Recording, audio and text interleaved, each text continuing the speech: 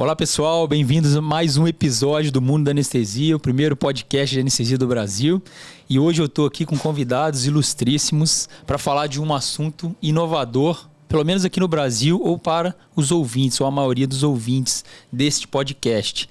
Vamos mergulhar num mundo à parte, um mundo ainda que está sendo muito desvendado, descoberto, né, nesses anos, que é o mundo da medicina psicodélica ou das substâncias psicodélicas. Tem muito a ver com a anestesia também por conta da cetamina, que nós vimos nos últimos episódios sobre os efeitos antidepressivos da cetamina e outros usos terapêuticos dela. Hoje a gente vai falar de outras substâncias, o porquê está ressurgindo a medicina psicodélica ou o uso terapêutico das substâncias psicodélicas que até então foram proibidas nos Estados Unidos e no mundo lá fora. Vai ser um encontro fantástico, eu vou aprender muito aqui também, porque eu também comecei a me interessar por esse mundo há pouco tempo. Então eu estou aqui com o Tarso Araújo, ele é jornalista com muitos anos de trabalho e estudos com substâncias psicoativas, ilícitas, autor de 2 livros, né, sobre drogas, né? Também ele tem um livro só sobre guia de drogas para jornalistas, por ele ser jornalista, e ele também tem um livro que eu até ganhei esse livro hoje, tô doido para ler, que é o Almanaque das Drogas, né, Tasso? Eu vou dar a palavra para ele daqui a pouco. Muito obrigado, Tasso, pela presença, vai contribuir muito com esse episódio. Estou aqui também com o Marco Algorta, ele é CEO, né, que fala, né, no inglês, da Beanstar, que é uma empresa com muita experiência, não, na verdade que ele tem muita experiência, né, com uma criação de empresas que usam substâncias controladas ou psicoativas, enfim, ele vai falar um pouco mais sobre isso, né, essa empresa da América Latina, que atua mais na América Latina, e também estou com o professor Dartil Xavier, que ele é professor, psiquiatra da Unifesp, atua com distúrbios do humor e também ele é pesquisador, né, de substâncias psicoativas, psicodélicas e atua também na área de dependência química. Muito obrigado, tá, professor Dartil Xavier. Também muito obrigado, tá, Marco, pela presença. Antes de começar e dar a palavra aos convidados, eu gostaria de agradecer a um apoiador já antigo nosso, que nos apoia aí em vários projetos, que é o Volan, que é uma empresa de gestão em anestesia. Eles trazem para os médicos anestesistas uma plataforma que facilita a gestão de escalas, a gestão também financeira da empresa, tá? Então é muito interessante para grupos de anestesia, né, ter uma facilidade maior nessa gestão. O anestesista precisa ter facilidade nesse processo para poder fornecer melhor assistência para os pacientes e também ter um melhor crescimento, né, com a sua empresa. Então, para quem não conhece, Volan, depois eu vou deixar, né, na descrição do episódio aqui o site do Volan, para quem tiver interesse em conhecer o trabalho dessa empresa. Muito legal, Volan, muito obrigado mais uma vez pelo apoio, por estar sempre com a gente, tá bom? Então vou dar a palavra aos convidados, vou começar com o Marco, tá? Marco, me fala um pouco mais sobre você, né? Acho que vou te dar aí um minutinho para você se apresentar para quem está ouvindo, né? Para poder conhecer um pouco mais do seu trabalho, né? E por que você está atuando nessa área. Bom, obrigado pelo convite. É assim, uma honra estar em um podcast de anestesia, né? Os anestesistas são esses médicos que sabem muito de droga sempre, né? Eu sou Marco, eu trabalho já há 12 anos gerando empresas no mundo do que são as substâncias psicoativas, no uso da medicina, das substâncias psicoativas, sempre com foco na América Latina. Eu, como latino-americano que sou, né, meio brasileiro, meio uruguaio, eu sempre estou procurando oportunidades dentro do continente. Trazendo um pouco também um monte de coisa que está acontecendo, sobretudo no hemisfério norte, né, Canadá e Estados Unidos, que como grande polo empresarial nesse tipo de empresas, tratar de trazer essa realidade para a América Latina, é sempre esse meu trabalho. E agora eu estou com esse processo aí da Beanstar, que é um pouco isso, é trazer... Tem uma dupla função, é trazer um pouco o que está acontecendo no mundo do uso dos psicodélicos em medicina no Canadá e nos Estados Unidos para o Brasil, mas também uma coisa que eu estou descobrindo cada dia que eu vou continuar nesse trabalho, eu descubro com mais vontade, é também trazer uma realidade brasileira para o resto do mundo, porque o Brasil é um é um player determinante dentro do mundo da psicodélia, e eu acho que o Brasil tem que terminar de assumir esse papel, e é um pouco também um dos objetivos desse projeto. O Brasil, acho que é um dos países que mais publicam, mais estudam, né? Substâncias psicodélicas, né, Tarso? Uma vez você falou isso para mim, depois eu queria que você comentasse isso. Qual o papel, onde o Brasil se encontra nesse cenário, né, internacional? Talvez o professor possa falar também. Então tá, Marcos, obrigado. E, na verdade, eu queria também só te perguntar uma coisa. O que é substâncias? Quais substâncias, na verdade, que a sua empresa atua? Ou quais as empresas, né, que a sua empresa acaba não patrocinando, mas investindo, enfim?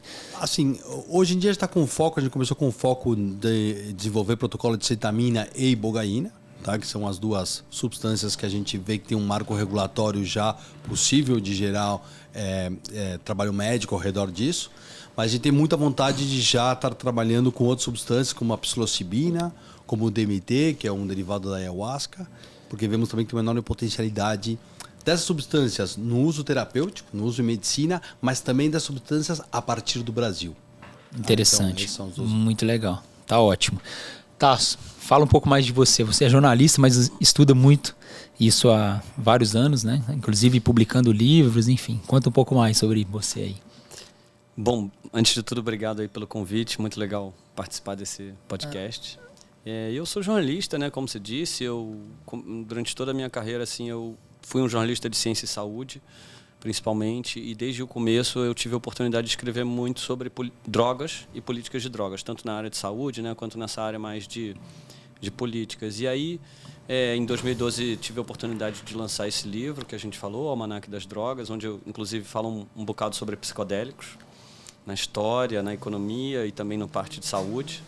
E depois eu ainda fiz também um filme chamado Ilegal, que é um filme sobre o surgimento da demanda por cannabis medicinal aqui no Brasil, né? Vamos dizer assim, não o surgimento, né? Mas o surgimento dessa onda que a gente vive hoje de demanda por canabidiol, principalmente, mas, né, isso foi em 2014. 2012 o livro, 2014 o filme. E desde então eu mantive meu trabalho aí agora mais na parte empresarial mesmo. Eu trabalhei em empresas da indústria de cannabis. Hoje eu sou diretor da Associação de Empresas, a BRCAM, e continuo aí pesquisando e me interessando muito por essa seara aí da ciência. E você também é sócio da Beneva, né? Não. Eu trabalho com eles como na parte de comunicação, mas não sou sócio, não. E a Beneva é o quê? Diga para mim o que é. A Beneva é uma clínica, né, que trabalha também com substâncias psicoativas, cetamina. A Beneva é uma marca de clínicas, né, desse grupo chamado Bienstar, e ela é, digamos, o braço prático, né, que oferece realmente os serviços e tratamentos com cetamina para depressão resistente e ideação suicida, e com ibogaína para tratamentos de dependência química. Muito legal, cara. Bacana. Inclusive, nos últimos episódios do Mundo Anestesia, né, alguns colaboradores que trabalham com a Beneva também fizeram parte, né, e foi muito legal. Manuel é um dos anestesistas do time. Sim. E o Rodrigo Delfino, um psiquiatra super entendido, trabalha com o Dartil também, professor Dartil. Verdade. E ele está fazendo um trabalho com a gente na área de cetamina também, fazendo a triagem dos pacientes. Fizemos 3 episódios sobre cetamina, foram os últimos episódios, para quem não assistiu ou ouviu, vale a pena. Só dá um zoom aqui, ó. Aqui, ó, esse é o livro do Tarso, tá? Almanaque das Drogas. Acabei de ganhar, Tarso, obrigado, viu? Imagina. Depois eu vou ler, mas eu já indico já, porque, pô, pelo menos muito bonito o livro, muito ilustrado. Eu vou devorar esse livro aqui com certeza. Obrigado. É um livro bem, eu já li, é um livro bem prático, ajuda muito a entender o mundo das drogas, realmente é uma delícia. Muito legal, valeu demais, tá, Tarso? E teve até dedicatória, né? Legal. Professor Dartil, é uma honra estar aqui com o senhor também, né? Uma sumidade aí em vários assuntos que a gente vai discutir agora. Gostaria que o senhor se apresentasse para quem não te conhece, né? Qual que é o seu trabalho na Unifesp, como o senhor começou a estudar essas substâncias, enfim. Bom, é um prazer estar aqui com vocês, né? Eu sou médico psiquiatra, eu trabalho na Unifesp há quase 40 anos. Eu montei um centro de tratamento de dependentes químicos lá e desde a década de 90 que eu comecei a me interessar pelos psicodélicos. A gente tem uma das primeiras linhas de pesquisa com psicodélicos do mundo, e a primeira no Brasil foi a nossa. dentro da Universidade Federal de São Paulo. E a gente começou trabalhando com a ayahuasca e depois a gente foi ampliando para MDMA, êxtase, psilocibina e mais recentemente cetamina. Ou seja, a ideia é explorar tudo isso que vem sendo chamado de revolução psicodélica, que a gente vê que está acontecendo muito fortemente na Europa e nos Estados Unidos. E que no Brasil, embora o Brasil tenha esse pioneirismo na área de pesquisas nisso, eu acho que ainda isso é muito pouco ventilado, a população tem muito pouco acesso a essas inovações. Então, nesse sentido, eu acho que a Beneva chega num momento muito importante, onde pode estimular isso no sentido de divulgar e tornar mais acessível ao maior número de pessoas. Eu acho que o objetivo do podcast, né, desses assuntos que a gente vai discutir aqui, é exatamente mostrar para a população, para os médicos e para profissionais de saúde, né, que mundo é esse, né, o que está por vir, né, quais são os possíveis benefícios para a população, para a sociedade, até porque os distúrbios psiquiátricos, transtornos de humor, dependência química, são, na verdade, alguns dos malefícios que a sociedade está se enfrentando, né? Mal do século, enfim. Eu acho que a gente tem muito ainda que evoluir na terapêutica, né? Tem muitos tratamentos aí que não estão, de fato, tendo efeito de uma maneira global.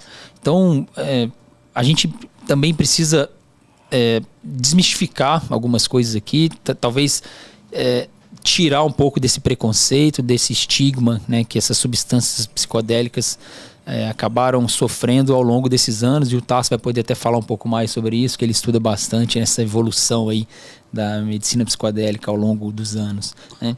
Mas como a gente está falando de medicina psicodélica ou substâncias psicodélicas, o que é substância psicodélica? Esse termo psicodélico, de onde vem isso? Quem que pode responder isso? Vamos lá.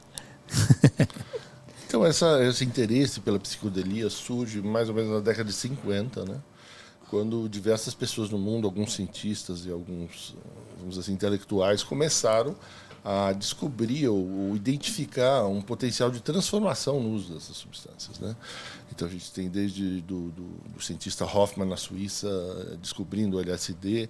A gente passa para uma divulgação mais ampla. Um laboratório farmacêutico começa a distribuir LSD para os médicos, para eles terem a experiência e verem o que é aquilo, né? Algo bastante, uma experiência muito impressionante. E é claro que a partir daí isso vai tomando um corpo, muita gente começa a ter experiências, registrar essas experiências, compartilhar essas experiências, e alguns começam a identificar efeitos terapêuticos já naquela época. Então a gente tem uma série, por exemplo, de estudos já desde a década de 50, envolvendo alcoolismo, envolvendo depressão, envolvendo outros tipos de dependência. E o que aconteceu, infelizmente, é que os Estados Unidos adota, em 1970, uma política proibicionista muito violenta e que influi no mundo inteiro, uma política antidrogas, né, o diga não às drogas, que, na verdade, não tinha nada a ver com drogas, era só uma estratégia de marketing para controle de populações indesejáveis para a plataforma dele, né? E isso foi até assumido publicamente na década de 90.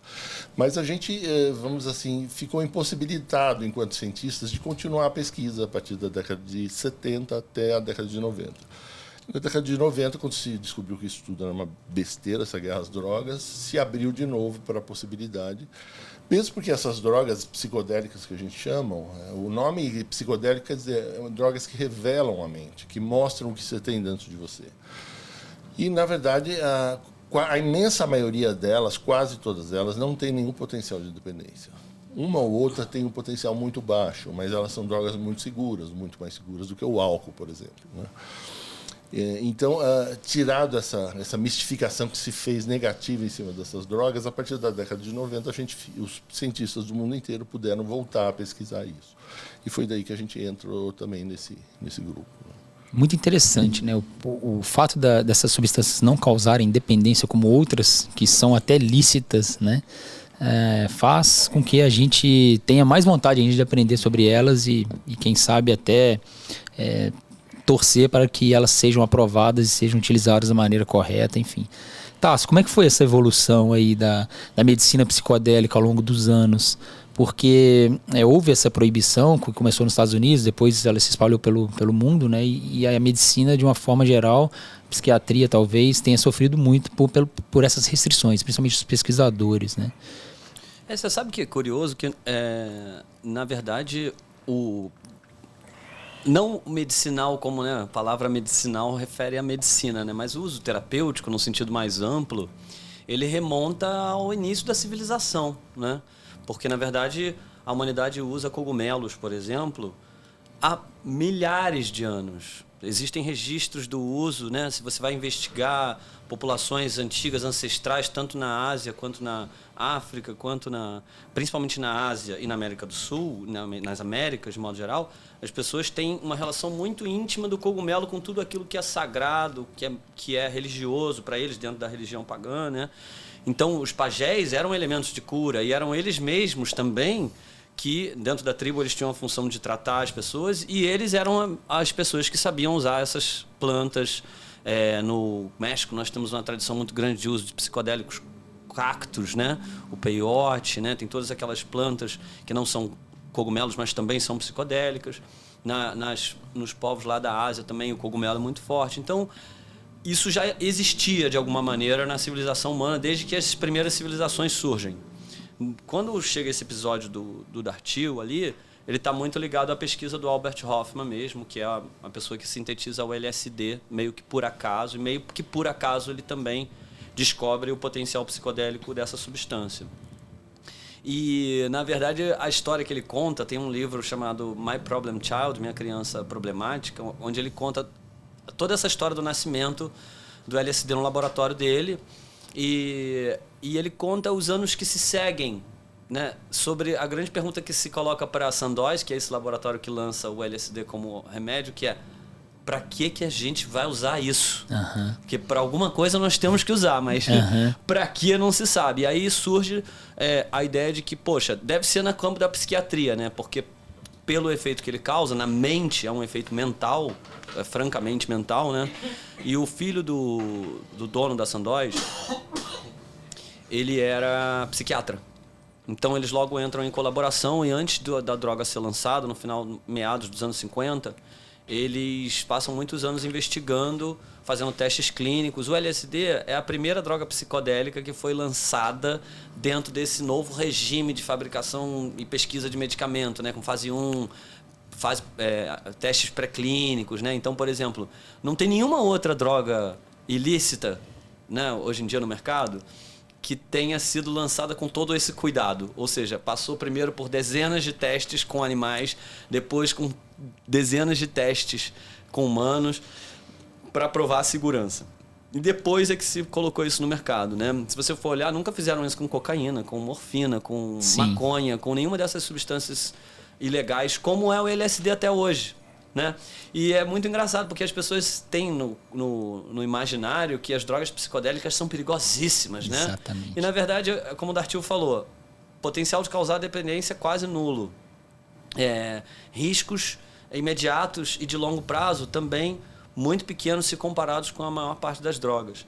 Tem um estudo de um pesquisador chamado David Nutt, lá do Reino Unido, que ele fez uma comparação entre o potencial de causar dano para os usuários entre 20 drogas, né, Dartil? Como é que é? E aí onde é que ficam os cogumelos e o LSD naquela escala? Então, é muito importante, porque ele dá essa avaliação que ele faz de risco, ele dá uma pontuação de 0 a 100. E a droga campeã de risco é o álcool, que pontua 70, tira uma nota 70. Se você for ver maconha é muito menos, é coisa de 20 e poucos, né? E se você for para esses psicodélicos, seja ayahuasca, seja LSD, seja a própria ketamina, você vai para um índice de 6, 7, ou seja, o risco é 10 vezes menor do que o do álcool, do uso dessas substâncias psicodélicas. O interessante é que, por exemplo, a cetamina, se você pegar para ver, não existe dose letal da cetamina. Para você começar por aí. A dose letal de um opioide é muito menor. E interessante que os opioides, por exemplo, já sempre foram usados também ao longo da humanidade, há milhares de anos também. e devastou muitas populações, né? A guerra do ópio, que a gente estava até comentando, na China, enfim, né? E nunca foram, assim, lógico, né? Hoje a gente usa de forma terapêutica, né? Claro, os opioides revolucionaram a anestesia, a medicina da dor, enfim, né? Mas são drogas muito mais perigosas e hoje está devastando os Estados Unidos, né? Canadá, né? Com a epidemia dos opioides, enfim. E as drogas psicodélicas, elas não chegaram a devastar nenhuma população e foram totalmente proibidas, né? Por fins políticos, provavelmente. O que acontece nessa época com o LSD é que, assim, ele é criado dentro de um laboratório, né? O Albert pesquisa, ele estava em busca de substâncias para usar, né, em parto, para prevenir a hemorragia. Tá? Ele estava em busca de drogas anti-hemorrágicas e ele sabia que essa ergotamina do trigo, que era uma substância produzida por um fungo que crescia no trigo, ela tinha era o lisérgico, né? E aí isso era usado tradicionalmente para prevenir o sangramento, e ele estava investigando isso, adicionando, fazendo síntese, né? E aí, ele, entre vários lotes de síntese, ele faz tudo isso em 38, e em 43 ele diz que ele tem uma intuição de que ele deveria refazer a síntese do LSD 25, que é um dos LSDs que ele sintetiza naquela leva lá de 38. E acidentalmente ele ingere uma pequena quantidade disso, tem algum efeito muito estranho, ele observa isso, e aí ele fala, vou experimentar esse negócio, uma dose bem pequenininha para saber se é isso mesmo que causou aquela reação. E aí a dose muito pequenininha, que ele achou que era muito pequenininha, ele não sabia, mas ele tinha construído uma das drogas mais potentes da história. Ele tem uma droga, uma experiência... Aí ele volta à história da bicicleta, que as pessoas associam, né? Que ele não consegue voltar para casa sozinho, ele pede para o assistente dele levá-lo de carona de bicicleta, que era no meio da guerra, 1943, racionamento de petróleo. E aí ele vai de bicicleta para casa tendo a primeira grande viagem de LSD da história. E ele passa a noite achando que vai morrer. E no dia seguinte, aí quando abaixa um pouco o efeito, ele começa a sair no quintal e ver o mundo com uma perspectiva que ele nunca tinha visto. Fiquei até arrepiado agora. E aí ele volta e fala assim, começa a fazer as anotações. Na verdade, ele começa a fazer as anotações, tem uma hora que ele fala, não consigo mais anotar, né? E aí começa toda essa discussão dentro da Sandoz sobre o que seria feito com isso. Leva anos até a droga chegar no mercado. E ela chega, antes de chegar no mercado, eles fazem uma espécie de distribuição experimental. E aí eles distribuem em plena Guerra Fria para grupos militares, exércitos nacionais que estavam buscando desenvolvimento de drogas soro da verdade, que fizesse prisioneiros falarem a verdade. E aí a CIA, o FBI, o Serviço Secreto Inglês, até os soviéticos e os alemães têm acesso ao LSD para pesquisa. E psicólogos e psiquiatras dos Estados Unidos também recebem, e eles começam a usar isso em terapias assistidas. E aí logo se formam dois grupos muito distintos de pesquisa que divergem sobre se aquela substância realmente era segura ou não, porque as pessoas que usavam em contexto militar tinham experiências traumáticas, surtavam às vezes. Teve um registro famoso de um oficial que se matou porque tomou, não sabia nem que tinha tomado LSD, e era assim que eram as pesquisas muitas vezes essas pesquisas eram feitas contra a vontade do paciente, com populações de detentos, numa época que isso era permitido. Então, as reações eram péssimas, e esse grupo de psiquiatras achava que ela tinha que ser proibida. Já os clínicos e psiquiatras que trabalhavam dentro de um contexto de psicoterapia tinham resultados ótimos e nunca haviam efeitos, essas experiências traumáticas. No final, acaba prevalecendo, junto com a força política que o Dartil mencionou, o grupo dos psiquiatras que defendia a proibição, e ela passou a ser proibida, né? Mas nessa época também é que começa a se discutir duas coisas que são muito importantes para esse desenvolvimento científico de hoje. Um é o uso da psicoterapia assistida por psicodélicos, que eu acho que até é legal o Marco explicar melhor isso dentro do contexto de clínica, como é que acontece, né? E a outra coisa é a questão do setting, né? Da importância do contexto em que se usa a substância para a previsão dos efeitos que ela vai ter. Legal demais, né? Eu acho que não só para fins terapêuticos, mas para o estudo da mente, né? Os psicodélicos servem para isso, né? Eu lembro que a cetamina foi sintetizada na década de 60, 62, e ela começou a ser utilizada também para modelos de esquizofrenia. Acho que a psiquiatria ganhou muito com isso, né? E então o próprio LSD também, os pesquisadores começaram a tentar estudar mais a mente, né? E aí tem um grande pesquisador da medicina psicodélica, que é o Stanislav Grof, não sei. Acho que ele fala uma coisa muito interessante, que é que os psicodélicos estão para o estudo da mente, assim como o telescópio está para a astrologia e o microscópio está para a biologia. Né? Não sei o que o senhor acha disso, professor, com relação ao estudo da mente, o uso de psicodélicos para estudar mais o comportamento mental, enfim. Então, isso é uma coisa muito, muito patente que a gente vê. Partindo disso que o Tasso levantou da história, né? O homem sempre teve essa tendência de buscar estados alterados de consciência. Ou seja, através do uso de psicodélicos, ele consegue uma modificação da sua percepção de realidade, percepção de si mesmo, percepção do mundo. E o que parece que isso provoca transformações muito profundas na personalidade das pessoas. Então existe esse uso terapêutico genérico. E é claro que na hora que a medicina, a psiquiatria, a psicologia pode tomar posse desse terreno também, começaram a se desenvolver as terapias psicodélicas, né? Então a gente pode dizer, quer dizer, eu sou médico psiquiatra, mas eu sou também terapeuta junguiano, faço psicoterapia. Tanto a psicologia quanto a medicina pode se beneficiar muito disso, porque o que a gente tem observado na maioria das pesquisas que a gente tem feito com vários psicodélicos diferentes é se você associa uma psicoterapia à experiência psicodélica, a eficácia de tratamento é muito maior. Que legal. Ou seja, quer dizer, existe um efeito químico no cérebro que é terapêutico, mas se você também tiver a psicoterapia anexada, o efeito vai ser muito maior. Muito interessante. E como surgiu, como na verdade ressurgiu esse assunto da medicina psicodélica? Foi na década de 90, nos anos 2000. Marco, como que ressurgiu no Brasil? Como é que está hoje, né, isso no Brasil e no mundo? O ressurgimento, eu acho que a data que muitos falam, são quando o Albert Hofmann tem 100 anos de idade, né? No aniversário dele, ele é chamado para um congresso na Suíça, né? Que foi o que do LSD? Que sintetizou o LSD? Exatamente. Tá. Então, a partir daí é como a data que alguns historiadores põem como o momento desse ressurgimento do mundo psicodélico e da psicodelia dentro da medicina, tá? Tem até um jornalista muito bom brasileiro, Marcelo Leite, que chama Virada Psicodélica. Né? Virada Psicodélica, legal esse termo. Tem um blog na Folha de São Paulo que é muito legal, é assim, um cara para seguir, muito interessante o que ele escreve. E tem um livro também que chama Psiconautas, que é sobre a história da psicodelia no Brasil. Olha. É muito interessante. Aí ele conta toda a história do Brasil. Assim, mais que a história do Brasil, desse ressurgimento, uma coisa que eu acho super interessante de contar é ver como esse ressurgimento no Brasil, o que eu estou aprendendo, porque eu vim aprendendo no último ano, ele tem várias bases já. Vários grupos de trabalho trabalhando muito sério, muito bem nisso.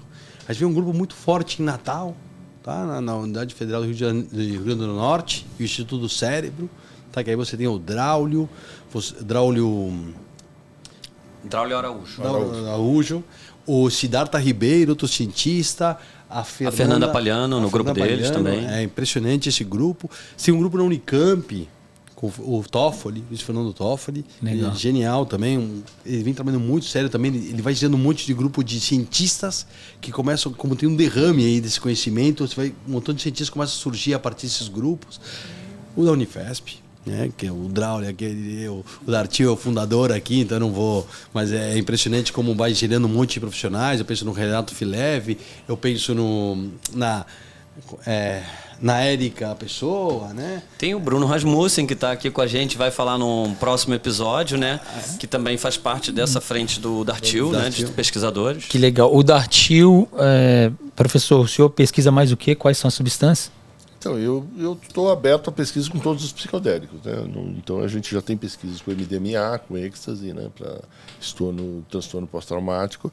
A gente tem essas pesquisas com ayahuasca, que tem efeitos em depressão, em ansiedade, em independência química, né? Legal. E aí, mais recentemente, a gente também começou a se debruçar sobre psilocibina, sobre ketamina. E aí, o Bruno com ibogaína, né? Isso. O Bruno está escondido, mas ele é a pessoa deve ser com mais experiência clínica de ibogaína, Exatamente. talvez no mundo. No mundo. E a gente vai ter um episódio só com o Bruno sobre ibogaína, que vai ser fantástico. Depois a gente vai falar um pouco mais sobre isso. Então, só para resumir, Tasso, Dartil, Marco, quais são as substâncias psicodélicas que a gente pode considerar hoje que podem ser utilizadas para fins terapêuticos? Então, vamos numerar elas aqui. Cetamina, né? Ela é considerada uma droga psicodélica? É um psicodélico não clássico. Não clássico. E é para depressão refratária, para ideação suicida. Essas são as duas indicações. Indicações mais também precisas, né? E aí, tem o MDMA que está para ser aprovado no FDA, né? Eu acho, né? Então, que todo mundo esperando isso. Isso deve ser para o ano que vem. Tem várias empresas trabalhando nisso, mas também MAPS é o grupo mais famoso trabalhando com MDMA para estresse pós-traumático. Que lá nos Estados Unidos eles têm muito, né? Eles têm muito, além disso... Os veteranos de guerra, né? Eles têm um enorme poder político. Tem um lobby muito forte dos veteranos de guerra. Então, esse uso no estresse pós-traumático em um ambiente de psicoterapia deveria ser aprovado o ano que vem. Interessante. Com MDMA, que é o êxtase, né? Mais purificado, né? Não é o êxtase em si, né? O êxtase é um nome de rua, né? Um nome de uma droga não controlada. O MDMA é o princípio ativo dessa droga. É que o êxtase às vezes pode ser batizado com outras substâncias, né? Você nunca sabe ao certo o que tem numa droga de rua, né? Sim, com certeza. A ayahuasca também pode ser considerada? A ayahuasca também, ela tem estudos muito importantes mostrando o quanto ela é efetiva em depressão, ela é efetiva em alguns tipos de dependência de álcool, tem estudos com alcoolismo. E ela é liberada para uso religioso, né? Isso, o uso religioso é autorizado e as pessoas que têm esses problemas vão procurar a ayahuasca através da religião. Desses cultos, né? Isso, e a gente está trazendo isso para a prática médica, tá? Ambiente hospitalar também, ou não? Não necessariamente. Não necessariamente? No caso da ayahuasca, não. E tem a psilocibina, né? Que é também muito cogumelo, importante, né? nessa temporada aí que a gente chama de renascimento da ciência psicodélica, né? Que é uma substância antiga usada há milhares de anos. Do cogumelo que a gente estava falando lá das civilizações ancestrais. E a ayahuasca é derivada de um cipó? Como é que São duas plantas, a mistura dessas duas plantas. São duas plantas? Quais plantas são? É a Psychotria viridis, e que é junto com um cipó, onde você tem um inibidor de uma enzima, que é a monoaminoxidase, para ele ter um efeito maior e até o cérebro. Né? Interessante. É o DMT, o princípio ativo é o dimetiltriptamina. E é um líquido, né, que toma, né? Se toma? Ou pode ser administrado por comprimido também, em ambiente hospitalar? Ele pode ser administrado de várias formas. Em geral, ele é um líquido, né? O grupo do Draulio recentemente, inclusive, iniciou um protocolo de pesquisa de DMT via respiratória. Inalado. Para ter um efeito mais imediato e rápido. Qual que é o DMT? É ayahuasca. Da ayahuasca. É o princípio ativo da ayahuasca. Interessante. A gente, no nosso setor de pesquisa da Unifesp, a gente está dando a ayahuasca para dependentes de álcool. Mas é como bebida. Né? Legal. E a gente vai fazer um episódio só sobre cada um depois, né? A gente vai falar um pouco mais. Só para fechar esse departamento dos expoentes brasileiros da ciência psicodélica, tem também o trabalho do Steven Rehan, que está trabalhando com psilocibina e LSD também. Na UFERJ, no Rio de Janeiro. É na UFRJ, isso. Exato. Na verdade, agora ele está na Universidade de Wisconsin, vai passar um período de 2 anos lá, justamente para pesquisar psicodélicos. Você vê? Interessante. Mas ele continua coordenando o grupo de pesquisa no Instituto Doro, onde acontece boa parte das pesquisas também. E pesquisas relacionadas a qual distúrbio, qual doença? Ele mais tá depressão? Com uma linha, depois nesse episódio aí a gente vai falar mais sobre LSD, né? Dá para falar mais sobre essa linha muito interessante, porque o LSD está sendo pesquisado para alcoolismo, que era o principal foco naquela época, né, Datil? Cefaleia também, né? Cefaleia, com uma substância que não é o LSD tradicional, é uma alteração do LSD, porque o LSD também já foi verificado o uso dele para cefaleia em salvas, né? Estudos observacionais. E o LSD agora tem uma linha nova para doenças neurodegenerativas também, porque parece que ele controla o processo inflamatório no sistema nervoso. Legal. E a ibogaína é uma substância derivada de uma planta também?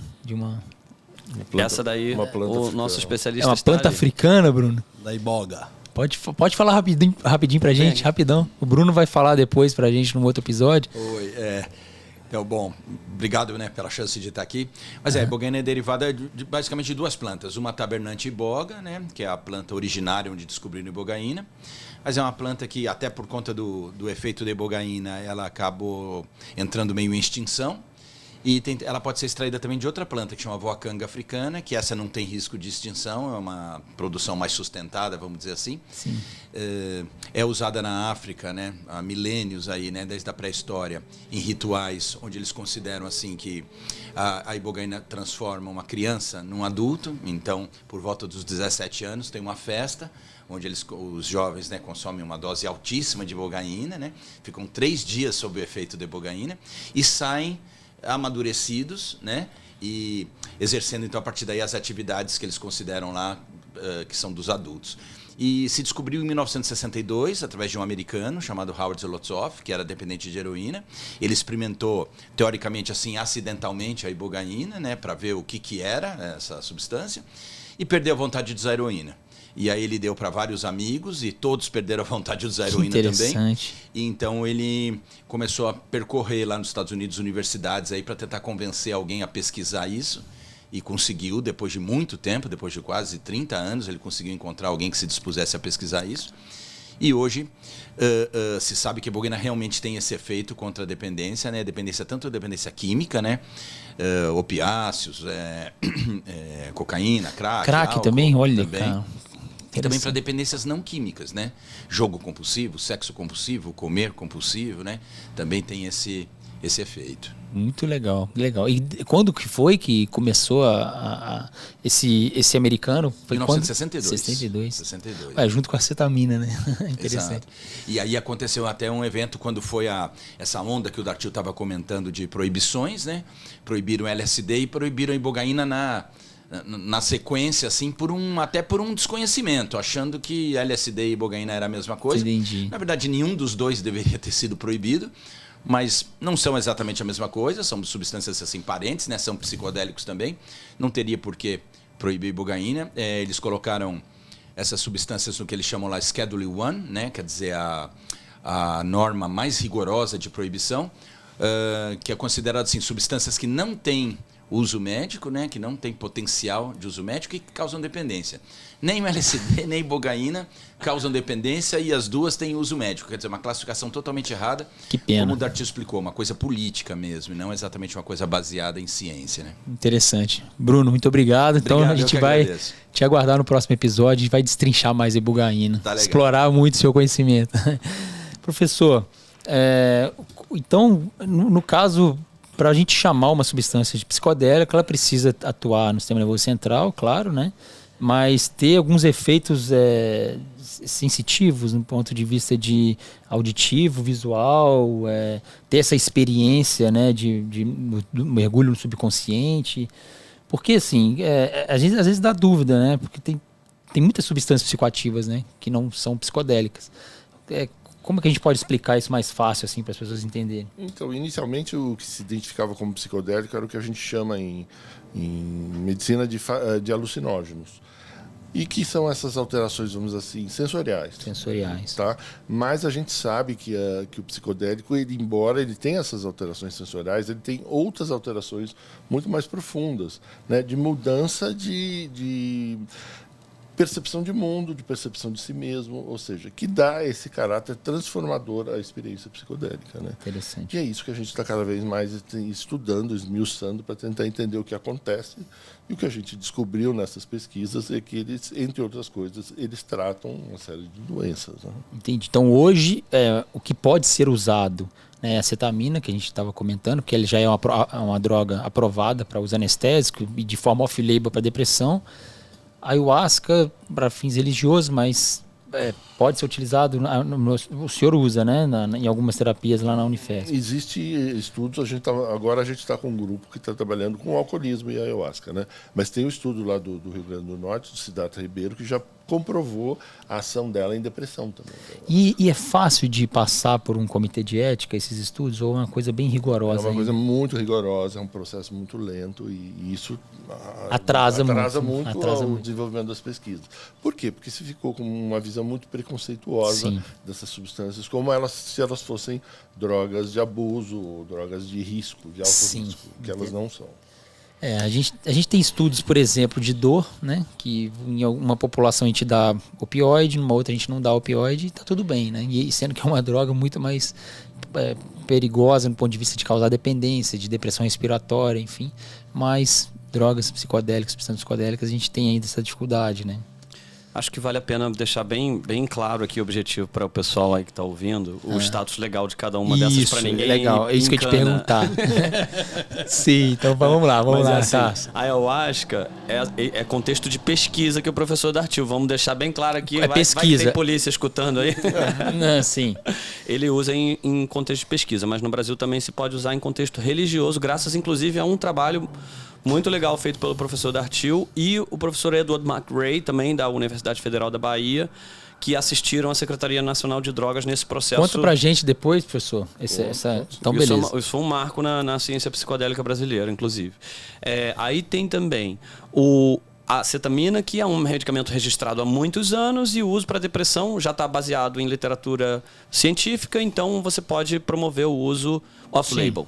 Tem um produto, né, registrado já na FDA. Boa lembrança. Né? Tem o produto da Janssen, que é o Spravato, que é uma spray nasal, para né? uso nasal com a indicação de tratamento para depressão resistente. Em ambiente hospitalar, né? Clínica, né? Ambiente hospitalar ou clínica, sim. E mas pra aí para suicídio também, né? Ideação suicida também. Mas a cetamina hoje pode ser usada em clínicas de cetamina. Aí é o uso intravenoso, né? Ou na Unifesp, como usam subcutâneo na Unifesp, né? Sim. No ambulatório da Unifesp, por exemplo, faz subcutâneo, mas aí essas vias de administração são off-label também. São para uso anestésico, né? Então, essa via de administração, você faz um uso off-label para depressão. Sim, ótimo. Afinal, a gente estava falando da ibogaína. A ibogaína, ela não está proibida na portaria 344, né, Bruno? E que portaria é essa? Desculpa. A portaria 344 é a portaria da Anvisa, onde se discrimina uma a uma todas as substâncias que estão sujeitas a controle especial por causa das convenções internacionais de drogas. Tá?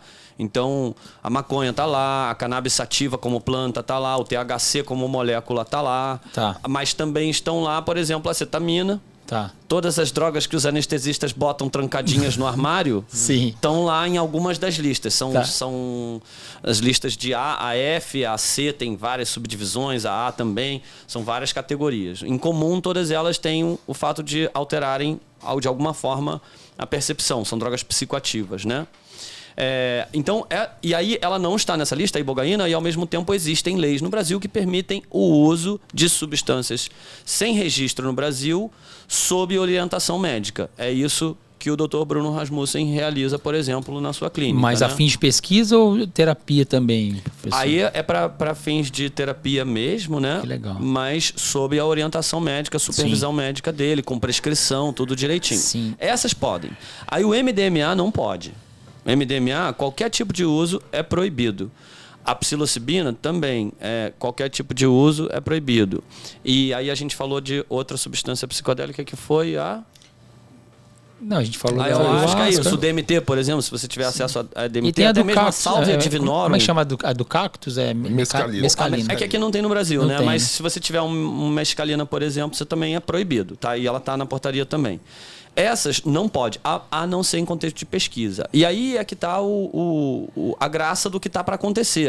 Esse renascimento, o Marco comentou o aniversário de 100 anos do Hoffman, mas do ponto de vista científico tem duas grandes pedras angulares desse renascimento da ciência psicodélica, que é o estudo do Roland Griffiths na Johns Hopkins, onde ele mostrou um efeito antidepressivo da psilocibina em pacientes terminais de câncer, que estavam flertando com a experiência da morte, entravam em depressão. E interessante. Aí, esse foi um divisor de águas. O outro foi o trabalho do Rick Doblin à frente do MAPS, que o Marco citou. Que é o MDMA, que foi atrás de registrar como medicamento o MDMA para estresse pós-traumático. E aí é muito legal porque, assim, estamos à beira de ter o MDMA registrado como medicamento convencional para vender na farmácia, entendeu? E a psilocibina também, né? E a psilocibina logo depois, entendeu? E a psilocibina logo depois para a depressão. Feitos estudos liderados por grandes instituições de pesquisa, né, Dartil?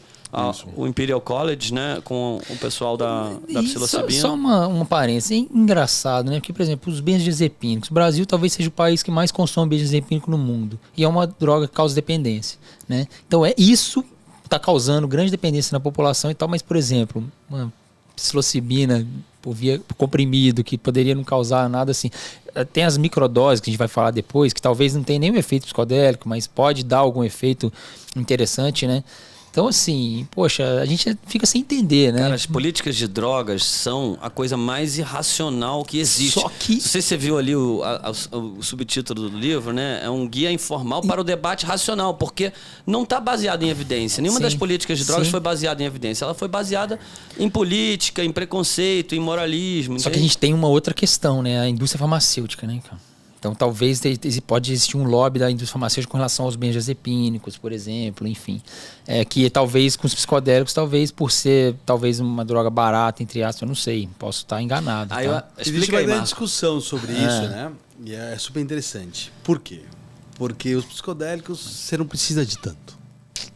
Não é uma coisa que você precisa tomar todos os dias. Todos os dias, interessante, eu li então, isso. Sempre existe essa discussão sobre existe um modelo econômico fiável, sustentável para os laboratórios, para as substâncias psicodélicas? Sim.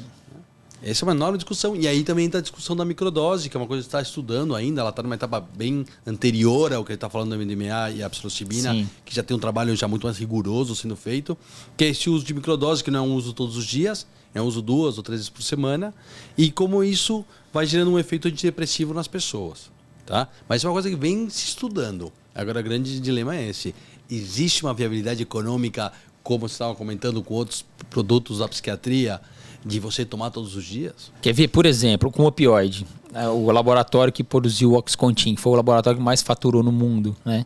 Inclusive depois o quebrou. Estão sendo processados, né? O dono foi preso, enfim. Eles, depois de um tempo, eles sabiam que o opioide causava dependência, que o Oxycontin causava dependência, mas para eles era muito rentável. Não só dependência, como tolerância. Os psicodélicos não causam tolerância, causa? Não sei. Causa sim. A cetamina causa, né? Causa. Não, ele pode causar sim. E por isso que ele deve ser tomado, não pode ser tomado todo dia. Ah, entendi. Então, mas o opioide e o benzodiazepina causando tolerância, também aumenta o consumo, né? Não, e eu que trabalho com dependência química, eu digo que dos casos mais graves de dependência que eu pego, ou é álcool ou é Oxycontin. Ou seja, são opioides. São as piores dependências, mais difíceis de tratar, né? Não é à toa que a heroína, acho que é a droga mais devastadora, né, Tássio, do mundo, não sei. É das que mais tem devastado o hemisfério norte, né? Na Europa e Estados Unidos é um problema seríssimo. E o álcool em segundo lugar. E agora parece que os americanos estão tendo muitos problemas com os opioides sintéticos, né? Que talvez daqui a pouco vai superar a heroína, né? Em termos de mortalidade. Eles estão achando, tem muitos casos de overdose né? por esses opioides comprados meio que facilmente em farmácia. Interessante demais. Então, nesse caso, talvez a indústria farmacêutica não teria tanta pressão assim para aprovar as medicações. Mas é de se pensar. Deixa eu só explicar o que um protocolo que vai ilustrar muito bem o que o Marco falou. O grupo do Carhart Harris, que é o pessoal do Imperial College, fez um estudo muito bem feito, duplo cego, controlado lá com pacientes que tomavam ou escitalopram ou psilocibina. Era um estudo comparativo. A conclusão do estudo é que o efeito antidepressivo dos dois é equivalente, com uma pequena vantagem para a psilocibina. A diferença é que os pacientes de escitalopram tomavam o remédio todo dia e os pacientes de psilocibina tomavam 2 vezes. Por semana? Não, 2 vezes... Tomava uma vez, tomava de novo dali a 3 semanas. Entendi. E aí daqui a 6 meses eles olhavam como é que está a sua depressão. Entendi, caramba. Mas tem um outro dado. Então é realmente para se pensar, né? E talvez aí esteja a grande vantagem, porque você se livra de uma série de efeitos colaterais indesejados, com né? certeza. Agora, tem outros estudos também nessa linha, inclusive do Imperial College, mostrando que se você faz o tratamento com o psicodélico e você mantém o tratamento com a medicação psiquiátrica, a eficácia é maior ainda. Olha, interessante. Então, é uma coisa que pode ser complementada, não é para você escolher ou esse ou aquele. Né? E facilidade de desmame dos antidepressivos convencionais também existe? Você consegue... Talvez... Não, a maioria não. A maioria não tem problema de desmame. Não é como os calmantes. Entendi. Tá. Você diz do psicodélico precisar fazer desmame? Não. Do antidepressivo... Se o psicodélico ajuda no desmame do antidepressivo convencional. Sim, isso ajuda. Ajuda, sim. por exemplo, alguns antidepressivos podem ser mais complicados de desmame, né? A venlafaxina, por exemplo, algumas pessoas podem ter problema. A gente vê outras drogas do grupo dos opioides também, que às vezes é muito difícil o desmame. Com certeza. A ibogaína é um grande instrumento. Ela evita a síndrome de abstinência. Mentira, sério? Olha que interessante, Você hein? vai ter muita coisa para conversar com o Dr. Bruno. Mas outra coisa interessante são os efeitos não desejados, né? Que eu acho que talvez a pessoa da pode Os ajudar efeitos a gente. colaterais, Os né? efeitos Vamos lá. colaterais, porque os antidepressivos têm um monte de efeitos colaterais que os psicodélicos minimizam ou não têm, né? Então isso é, assim, a perda da libido, que é uma coisa que sempre falam as pessoas, os pacientes que a gente conversa, é sempre um grande dilema, né? Alguns Sim. antidepressivos. E com os psicodélicos, eles recuperam Interessante, hein? muito disso. Professor, algum efeito colateral importante de algum desses psicodélicos que a gente falou? Olha, claro que cada paciente que vai resolver entrar por esse campo de se submeter a uma psicoterapia com psicodélicos, ele precisa ser avaliado, porque tem as contraindicações. Como qualquer remédio tem as contraindicações, né? Então não é para a pessoa ir fazendo isso sem um tipo de controle médico. Tá? Entendi. Mas, de grosso modo, de um modo geral, a única grande contraindicação que se aplica à grande maioria dos psicodélicos é se o indivíduo tiver um histórico de psicose. Isso que eu ia perguntar. Então, tem psicose grave ou descontrolada, sei lá. Isso daí estaria contraindicado, Entendi. porque pode piorar. Se bem que tem até estudos mostrando o uso de LSD em psicóticos, mostrando alguma melhora. Mas, e outros em autismo, mas ainda são estudos muito preliminares. E existe risco de precipitar ou uma psicose ou uma síndrome do pânico, alguma coisa assim? Existe, mas isso que acontece em geral, primeiro que é um risco baixo, acontece pouco. E o que acontece é que uma pessoa que está sob o efeito de uma dose alta de um psicodélico, ele tem vivências que parecem muito uma psicose, mas acabado o efeito do psicodélico, desaparece. Entendi. Uma pequena minoria pode ter isso durando mais tempo. E quem tem um antecedente de psicose, pode ter uma psicose desencadeada. Histórico familiar é importante? Histórico familiar. Se for parente de primeiro grau com esquizofrenia, seria uma contraindicação. Legal. E aí acho que isso é importante dizer, né? Que assim, é seguro? Não quer dizer que é para todo mundo. Sim, perfeito. Como é que é lá na Clínica Beneva, aliás, essa questão? É interessante isso. O importante é essa triagem, né? Essa triagem dos pacientes. Ver se o paciente é elegível ou não para o tratamento, né? Então isso aí a gente deixa na mão de um psiquiatra, tá? Que ele que sabe exatamente, pode ver se realmente esse paciente pode ser beneficiado pelo uso do psicodélico. Isso é muito importante, né? Esse negócio de não é para todo mundo. Sim. Então acho que é importante o psiquiatra estar cada vez mais inserido nesse mundo, né? Porque nem todos os psiquiatras estão como é que se diz? Familiarizados com isso, né, professor? Não, porque isso é uma coisa recente, né? E eu recebo muita consulta, assim, pedem minha opinião, colegas psiquiatras, Sim. porque realmente isso ainda é muito falho como ensino. Seria uma subespecialidade da psiquiatria, né? Eu uma acho sub-área? que não precisaria ser, mas o preconceito fez com que a medicina ficasse tão longe disso que acaba surgindo como uma sub-área, né? Quando deveria ser mais um recurso terapêutico dentro Muito da psiquiatria. interessante. Conta pra gente sobre esse estudo, né, da ayahuasca, que realmente possibilitou, né, a liberação para uso religioso, né, Tasso? Como é que foi, professor? Que ano que foi isso? O que aconteceu foi o seguinte, na década de 80 começou a surgir muito a ayahuasca, que é algo estudado, consumido milenarmente, né, na região amazônica, na América do Sul, América Central. A ayahuasca começou a chegar nos grandes centros, chegar em São Paulo, chegar nas capitais da América Latina e inclusive na Europa, né? Eu conheci um grupo de bebedores de ayahuasca em Paris, conheci grupos em Londres. Ou seja, isso começou a ir para o mundo todo. E daí começou esse questionamento. Me escuta aqui, isso é uma coisa que é milenar lá, mas dentro de um contexto de população indígena. Como é que fica isso, as pessoas trazendo isso para suas vidas, vamos dizer assim, civilizadas, usando um termo bem inadequado para isso, né? Já visto o que a gente está vivendo, né? Verdade. De incivilização, né?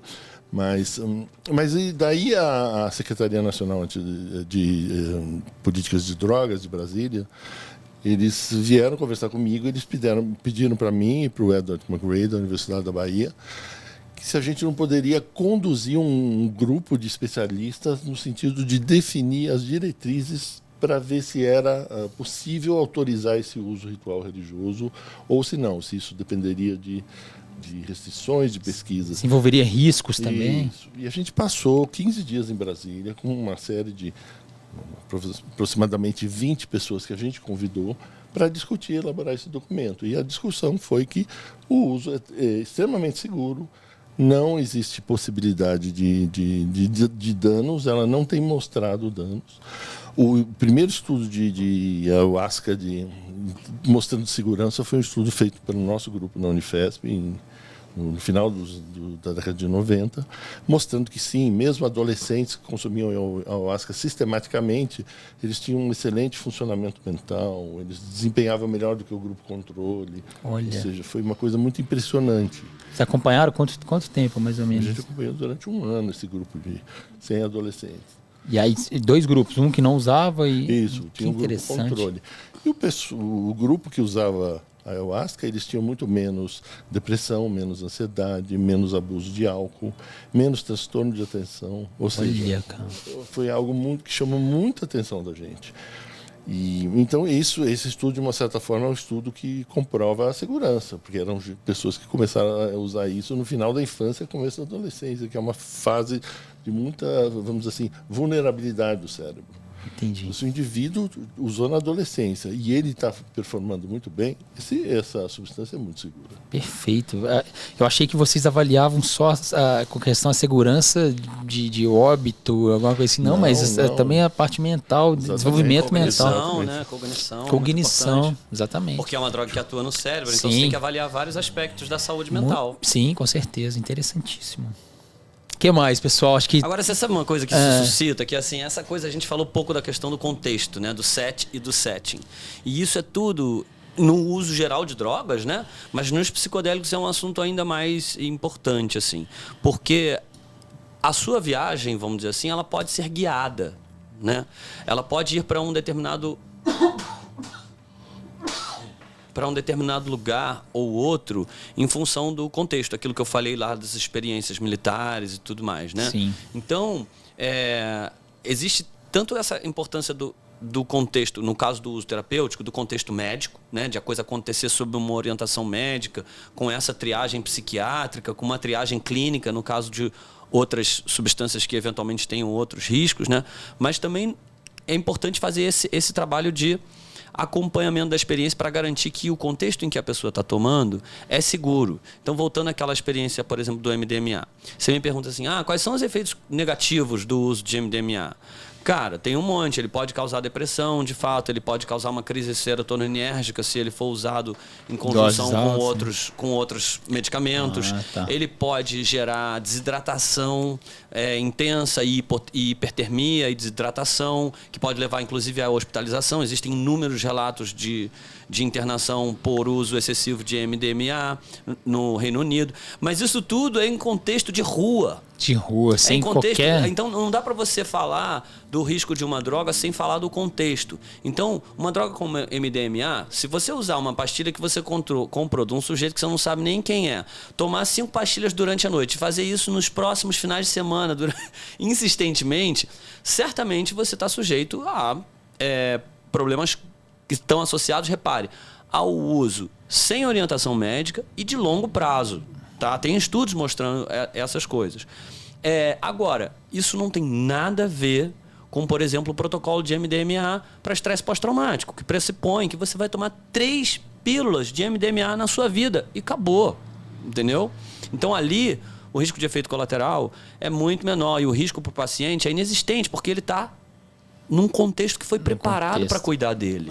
Numa clínica, com médico. Interessante o que dizia Tarso da história, né? Esses 2 grupos de psiquiatras que estudavam, um vinculados ao uso militar, né, das substâncias, que era em um setting, né, como dizem os americanos, em um contexto totalmente que não valia a pena, que não era bom. Às vezes nem avisavam as pessoas que estavam tomando. E outra coisa era quem estudava em um contexto adequado, preparado. Sim. E esses tinham resultados impressionantes. Sim. Então é super importante ter um monte de elementos subjetivos, né? Que acompanham a experiência. Por isso a importância dos protocolos Os como um todo. protocolos, né? Com certeza. Teve algumas substâncias que foram utilizadas em âmbito militar, que foi a cetamina também na Guerra do Vietnã. Então, mas é E importante foi dizer aprovada isso. com relação a isso.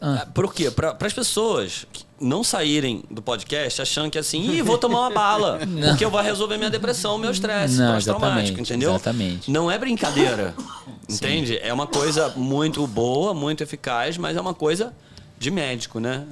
Com indicação, né? Com a terapia guiada. Às vezes a psicoterapia guiada, né, professor? Talvez não no momento da fase, não sei se vocês usam intercalando com a psicoterapia ou se usam durante a viagem, né, do paciente. Existem as duas formas. Pode ser feito durante a viagem e pode ser feito intercalando. Na maioria dos casos, a gente prefere o modelo de intercalar, né? Ah, tá. Porque daí é em cima das vivências que surgem, você pode trabalhar aquela situação, né? Pode fazer o indivíduo compreender o que foi aquela experiência O psicodélica. paciente se abre mais? Se abre muito. Agora, no caso do MDMA, a gente participou, o nosso grupo da Unifesp participou desse estudo com MDMA para estresse pós-traumático, eram vítimas de estupro. E pessoas que perdem a confiança nas relações interpessoais, ele passa a desconfiar do outro. Sim. Então, eles não têm empatia por um ser humano diferente deles por causa do trauma. Sim.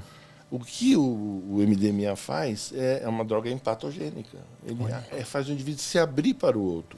Mas esse outro precisa ser bem intencionado. Por isso que a gente usa isso para, não num contexto militar. Ele precisa se abrir para o outro, que é o terapeuta dele. Sim. Tá? Que vai ajudá-lo nesse processo Fantástico, de superar o trauma. E aí tem todo um efeito também de acessar memórias que às vezes estão soterradas pelos processos psíquicos de proteção e autodefesa do cérebro, né? Que os traumas são recalcados por uma razão de autoproteção, né? Sim. E aí o MDMA acaba favorecendo essa troca com o terapeuta e as pessoas dizem, né? É uma espécie de acelerador de psicoterapia, sabe? Porque ele faz com que o sujeito acesse em uma sessão, em 3 sessões no caso, coisas que às vezes ele levaria anos de terapia para acessar e talvez nem chegasse a acessar. Desde uma semântica não médica, eu vou dizer isso, né, o propósito, além da empresa, etc., um propósito final, né? Quando você vê, você é testemunha, né, dessas pacientes que entram e vê eles passando o processo e saindo, é radical mudança na vida deles. É uma mudança radical, profunda. No olhar, né? Alguns dizem, eles entram arrastando correntes e saem fazendo piada, né? É sempre Interessante. Mas realmente você vê uma mudança profunda nas pessoas. É como eles entendem outra dimensão da vida. Eles começam a perceber a vida desde outro lugar. O real sentido da vida também. Assim, eu podia falar de muitas coisas, Sim, né, que são sim. não médicas, né? Mas o que sim é objetivo e é observacional é essa mudança total e profunda do paciente que entra e que sai. Interessante demais. E tem uma coisa também que hoje em dia está muito presente, que é essa desinformação, né?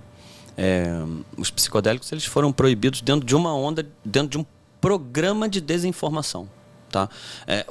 Houve uma proibição intensa das pesquisas. O maior patrocinador de pesquisa em saúde no mundo são os National Institutes of Health lá nos Estados Unidos, e eles cortaram os investimentos para qualquer estudo que tentasse mostrar benefício dessas drogas.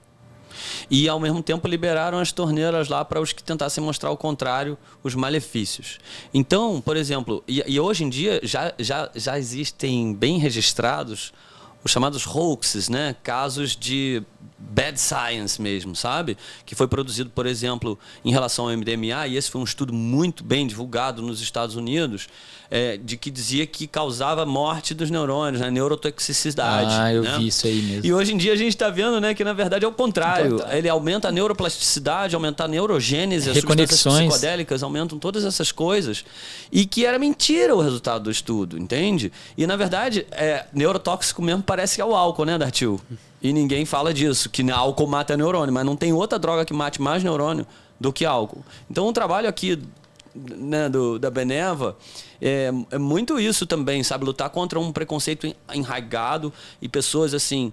Eu tenho pessoas perto de mim com quem eu tenho conversado sobre psicodélicos, e uma amiga médica me perguntou: mas sabe, eu tenho medo de tomar isso e nunca mais voltar. Isso é uma lenda urbana que foi construída em torno dos psicodélicos, assim como a lenda da neurotoxicidade, entende? Existem uma série de percepções de riscos associadas aos psicodélicos que são baseadas em pura mentira.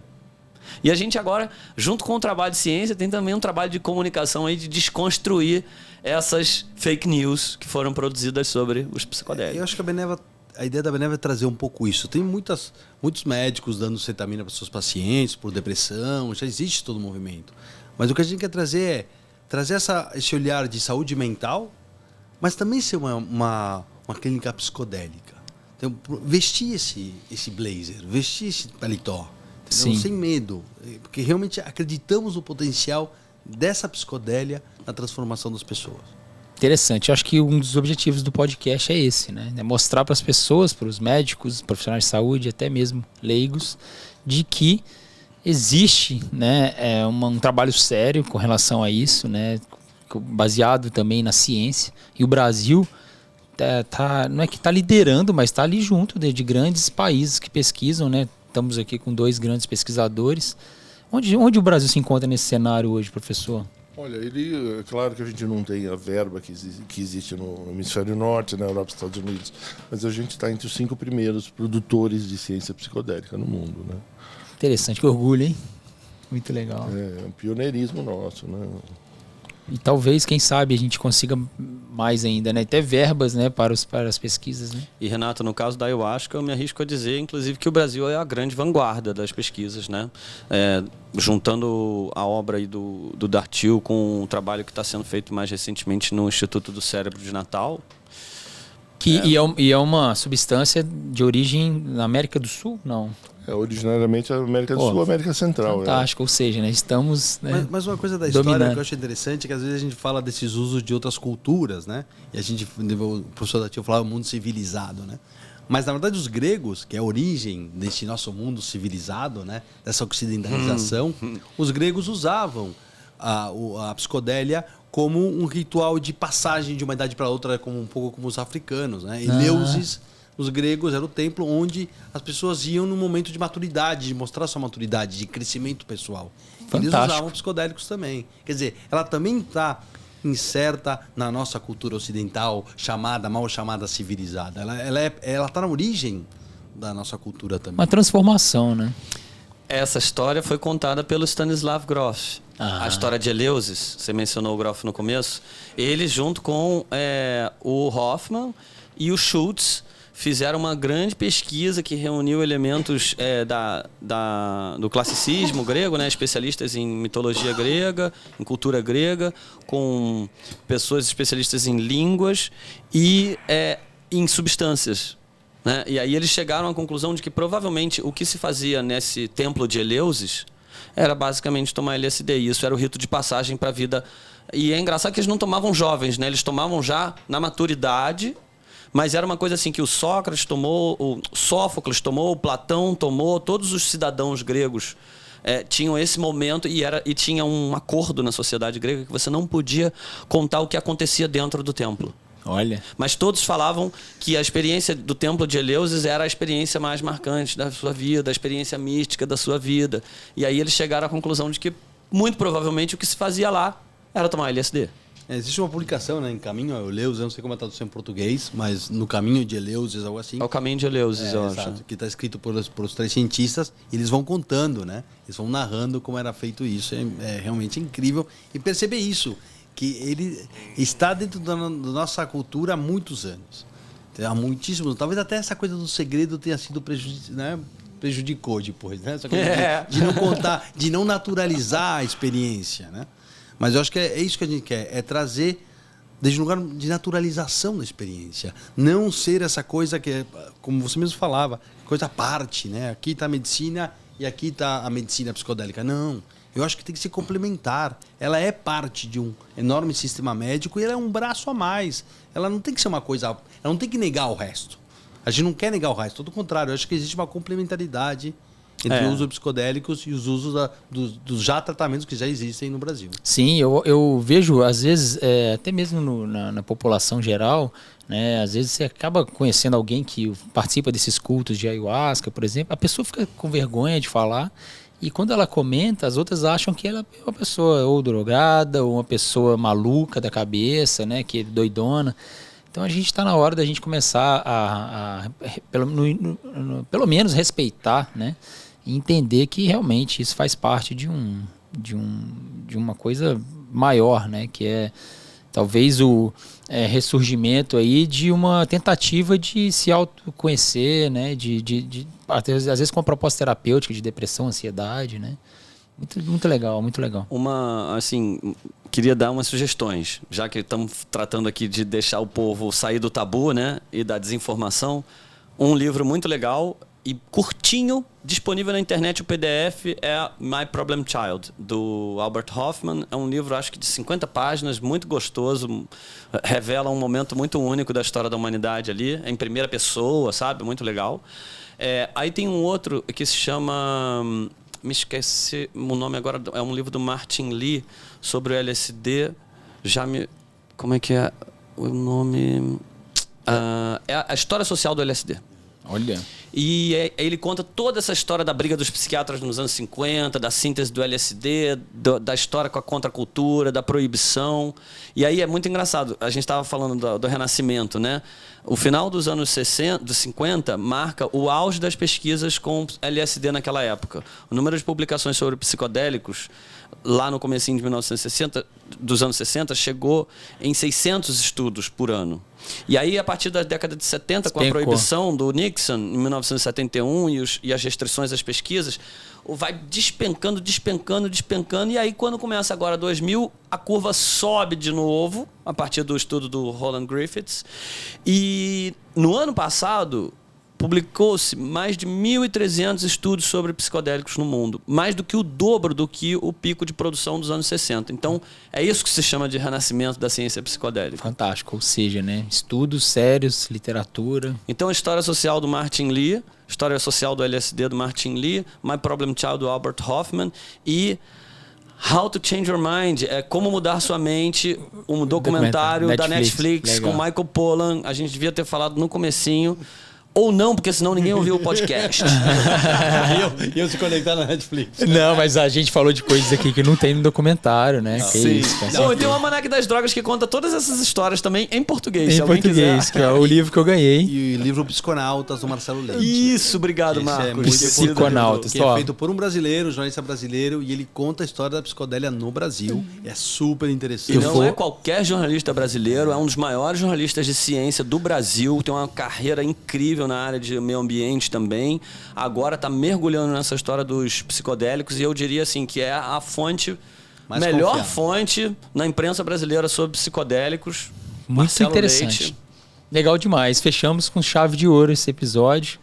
Eu agradeço a participação de todos vocês. Eu acho que foi um mergulho e tanto, né, em águas profundas. Eu acho que foi um marco aí. Espero ter contribuído com esse podcast aqui para que mais e mais pessoas possam se aprofundar no conhecimento das substâncias psicodélicas e do potencial de expansão que isso pode causar aí, né, na vida das pessoas. Professor, muito obrigado. Te aguardo para o próximo episódio. Tarso, fantástico sua participação, sabe muito. Marco também, parabéns pelo trabalho, pelas pesquisas, né, do professor também. O Bruno, que vai participar dos próximos. Muito obrigado, então, a todos.